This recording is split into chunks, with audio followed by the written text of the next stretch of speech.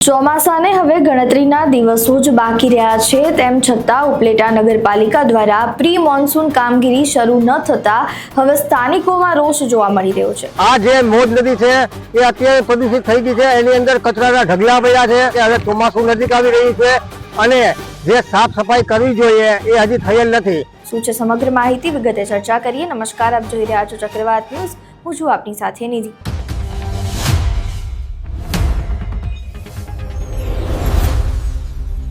ઉપલેટા શહેરમાં ચોમાસાની ઋતુ નજીક આવી રહી છે, પરંતુ હજુ સુધી શહેરના અનેક વિસ્તારોમાં પ્રી મોન્સૂન કામગીરી અધૂરી હોવાનું જોવા મળી રહ્યું છે। સ્થાનિકોના જણાવ્યા અનુસાર ગટરો અને વરસાદી પાણીના નિકાલના માર્ગોની પૂરતી સફાઈ કરવામાં આવી નથી, જેના કારણે સામાન્ય વરસાદમાં પણ પાણી ભરાવાની સમસ્યા મોટા પાયે સર્જાઈ શકે છે। સ્થાનિકોનું એવું પણ કહેવું છે કે દર વર્ષે ચોમાસા પહેલા નગરપાલિકા દ્વારા ગટરો, વોકળા અને પાણીના નિકાલની વ્યવસ્થાની સફાઈ કરવામાં આવે છે, પરંતુ આ વર્ષે હજુ સુધી અસરકારક કામગીરી જોવા મળી નથી, જેના કારણે લોકોમાં ચિંતા સાથે નારાજગી પણ જોવા મળી રહી છે। વધુમાં સ્થાનિકો શું કહી રહ્યા છે તે સાંભળો।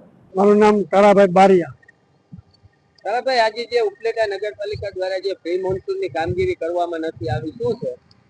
ની કામગીરી કરવામાં નથી આવી, એ નગરપાલિકાના બધા જે હોદ્દેદારો છે એની મોટી બધી જવાબદારી છે।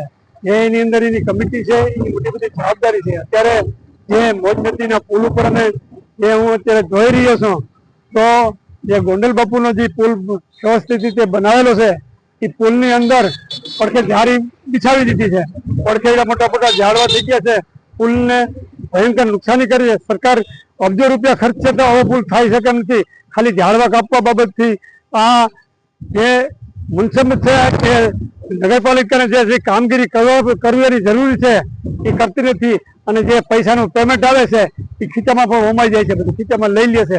જે આ પ્રી મોન્સૂનની કામગીરી નથી થઈ અને તેને લઈને નીચાણવાળા વિસ્તારોમાં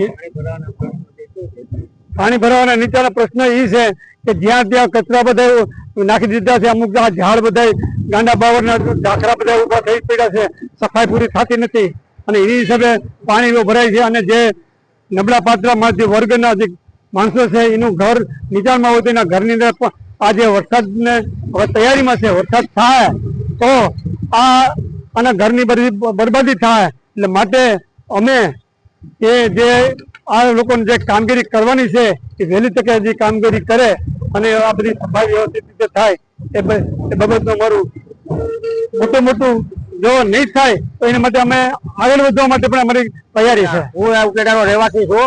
આજ રોજ જે આપણે ઉભા છે મોજ નદી, અમારો જીવદોરી સમાય મોજ નદી છે, અને અત્યારે જે પ્રી મોન્સૂન કામગીરી થવી જોઈએ આ નગરપાલિકા દ્વારા, પરંતુ હજી સુધી કોઈ નગરપાલિકા દ્વારા ધ્યાન દોરવામાં આવતું નથી, કારણ કે હવે ચોમાસું નજીક આવી રહ્યું છે અને જે સાફ સફાઈ કરવી જોઈએ એ હજી થયેલ નથી, કારણ કે આ જે મોજ નદી છે એ અત્યારે પ્રદૂષિત થઈ ગઈ છે, એની અંદર કચરાના ઢગલા પડ્યા છે। બીજા નંબરમાં કે પાણીનો જે પ્રવાહ જતો હોય અને પ્રવાહને રોકતા જે બાવળિયા છે, ઝાકળા છે, આ નગરપાલિકા દ્વારા સાફ સફાઈ કરવી જોઈએ, પરંતુ નગરપાલિકાને અનેક વખત રજૂઆત કરવા છતાં નગરપાલિકામાં કોઈ જાતનો જવાબદારી આપતા નથી, અને જે કોન્ટ્રાક્ટરો આપેલા છે એ કોન્ટ્રાક્ટરો આમાં કઈ ધ્યાન આપતા નથી।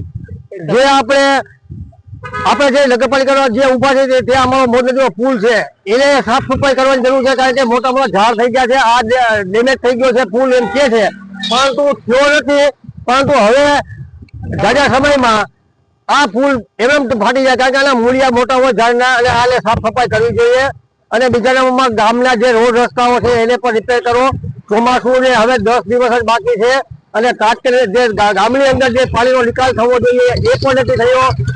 હાથીદરિયા રોડ ઉપર આપણે જતા જે હોકળો છે એને પણ સાફ સફાઈ કરવાની જરૂર છે, કારણ કે દ્વારકાધીશ સોસાયટી છે એ કમસે કમ 10,000 ની વસ્તી ધરાવતો એરિયો છે, એની અંદર જે ઝાડઝડી થઈ ગયા છે આ હોકળાની અંદર, એમાં પણ સાફ સફાઈ કરતા નથી।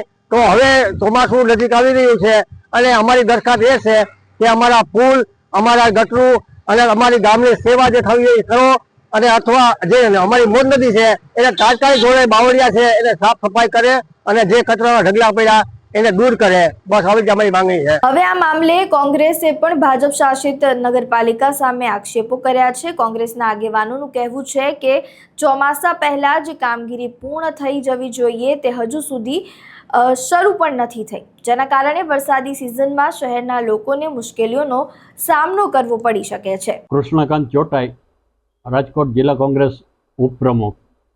ઉપલેટામાં હાલમાં વરસાદી વાતાવરણ ધીમે ધીમે જામતું જાય છે, ત્યારે જે વરસાદી પહેલાં પ્રી મોન્સૂનની કામગીરી કરવાની હોય છે એ કામગીરી બિલકુલ નગરપાલિકા દ્વારા કરવામાં આવેલ નથી.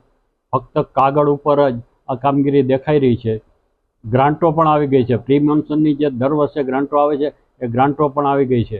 એટલું જ નહીં, પણ જે ટેબલ વર્ક કરી અને આ ગ્રાન્ટને ભ્રષ્ટાચારના રૂપમાં પોતાના ખીચામાં કઈ રીતે આવી જાય એ માટેના પ્લાનિંગ થઈ રહ્યા છે.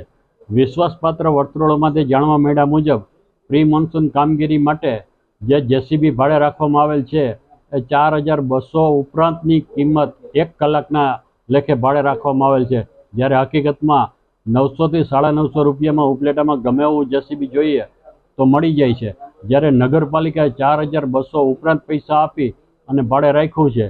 આ તો 3000 રૂપિયા તો ખાલી ભાડામાં જ ફેરફાર છે. બાકી ખોટા કલાકો ચડાવી અને આખી નગરપાલિકાની જે ગ્રાન્ટ છે એ ચાઉં કરી જવાના પ્રયત્નો કરે છે. એની સામે પગલાં લેવા આવવા જોઈએ.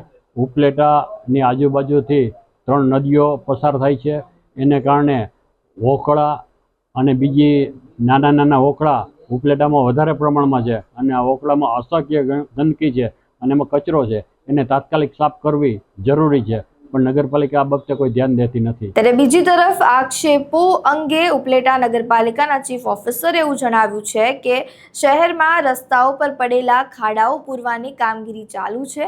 આ ઉપરાંત પ્રી મોન્સૂન કામગીરી માટે ખાનગી એજન્સીને ટેન્ડર પણ ફાળવી દેવામાં આવ્યું છે અને આગામી દિવસોમાં કામગીરી શરૂ કરવામાં આવશે. હવે જે નગરપાલિકાના ચીફ ઓફિસર છે તેઓ વધુમાં શું કહી રહ્યા છે તે સાંભળો. ઉપલેટા નગરપાલિકા દ્વારા જે વરસાદની સિઝન ચાલુ થવાની છે એ પૂર્વે અંડરગ્રાઉન્ડ ડ્રેનેજના જે જગ્યાએ કામગીરી થાય છે ત્યાં જ્યાં રસ્તા ખોદાયેલા છે ત્યાં અત્યારે યુદ્ધના ધોરણે આપણે પેચવર્ક કરવાની સૂચના આપવામાં આવેલ છે. આ ઉપરાંત જે વિસ્તારમાં પેચવર્કની કામગીરી બાકી છે એવા પેચવર્કમાંથી રજૂઆત આવે છે તો એ અંગેની જાણ અત્રેની કચેરી દ્વારા જીવડીસીને કરી અને આ તમામ વિસ્તારોમાં પેચવર્ક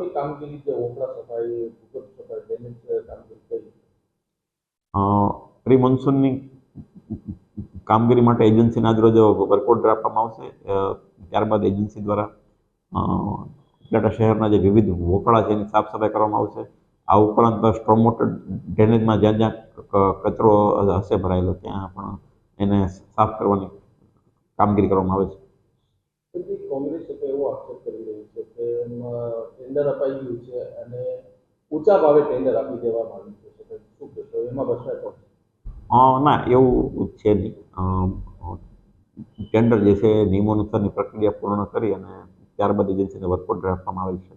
આજે ટેન્ડર ભરવામાં આવ્યું ઓનલાઈન, એમાં કેટલીક એજન્સીઓએ ભાગ લીધો. પ્રથમ પ્રયત્નમાં એક એજન્સી આવેલી હતી, એટલે બીજો પ્રયત્ન કરવામાં આવેલો હતો. બીજા પ્રયત્નમાં 2 એજન્સીઓ આવેલી હતી, એમાંથી એક એજન્સી છે ડિસ્ક્વોલિફાય થયેલી હતી, એક એજન્સીનો ભાવ મંજૂર કરવામાં આવેલો હતો. કેટલા સમયમાં કામગીરી શરૂ કરવામાં આવશે, પૂર્ણ કરવામાં આવશે? આજરોજથી જ લગભગ કામગીરી સ્ટાર્ટ થઈ જશે અને 1 વીકની અંદર કામગીરી પૂર્ણ કરવા માટે કોન્ટ્રાક્ટર્સને સૂચના આપવામાં આવશે. પક્ષ વિપક્ષ સ્થાનિક લોકોએ શું કહ્યું તે તમે સાંભળ્યું. ત્યારે હાલ સ્થાનિકો અને વિપક્ષ દ્વારા પ્રી મોન્સૂન કામગીરીમાં વિલંબના આક્ષેપો કરવામાં આવી રહ્યા છે. ત્યારે હવે નગરપાલિકા ચોમાસા પહેલા કેટલી ઝડપથી કામગીરી પૂર્ણ કરે છે અને લોકોને વરસાદી પાણી ભરાવાની સમસ્યામાંથી કેટલી રાહત મળે છે તે તો જોવું રહ્યું. વધુમાં તમારું આ સમગ્ર મામલે શું માનવું છે, તમારા મંતવ્યો અમને કમેન્ટ બોક્સમાં જરૂરથી જણાવજો. વિડીયો પસંદ આવ્યો હોય તો લાઇક, શેર, કમેન્ટ કરો અને મારી ચેનલને સબસ્ક્રાઇબ કરવાનું ભૂલતા નહીં. ઇમરાન સરવદી સાથે ચક્રવાત ન્યૂઝ, ઉપલેટા.